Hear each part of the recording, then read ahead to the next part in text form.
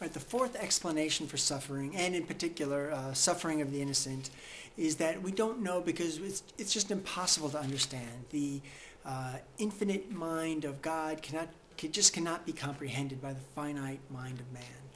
And according to some interpretations, this is the message of the book of Job. I'm going to read here a little bit of God's speech from the whirlwind. This is in chapter 38 of the book of Job.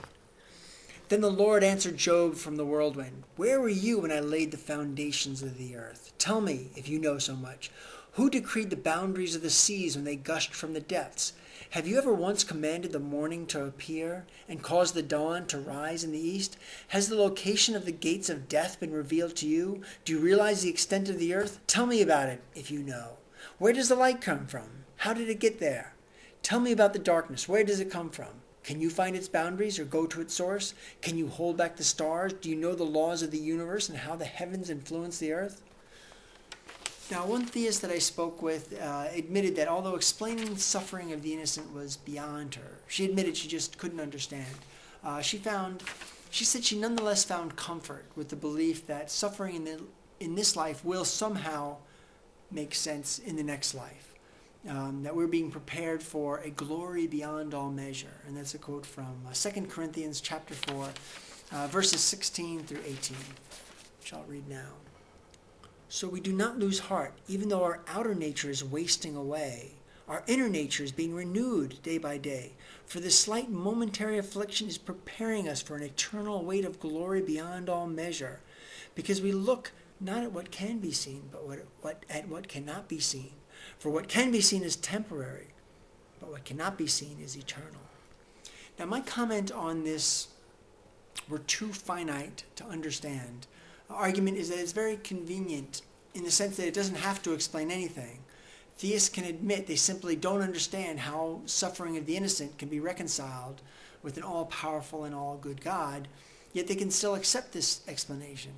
But my feeling is that this "we can't understand" idea, it doesn't really even qualify as an explanation for suffering, because all it really says is, I hope that suffering will make sense in the next life. Now, for those who point to God's whirlwind speech at the end of the book of Job and say, well, God is the one who's telling us that suffering is beyond human comprehension, my answer is, well, let's look at the two following possibilities. Possibility one,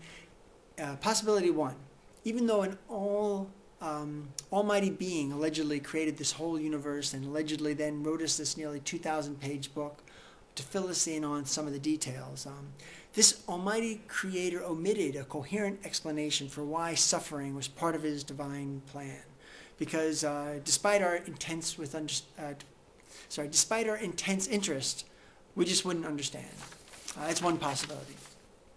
Second is that the human author who wrote that whirlwind speech just couldn't figure out a coherent explanation for why bad things happen to good people. So that human author concluded, well, God says he won't explain it. And needless to say, I find possibility number two the more plausible. All right, moving on to the fifth supernatural explanation for the cause of suffering. And this is the Eastern idea that the perceived universe, the perceived material world, is just an illusion. So therefore, suffering is just an illusion.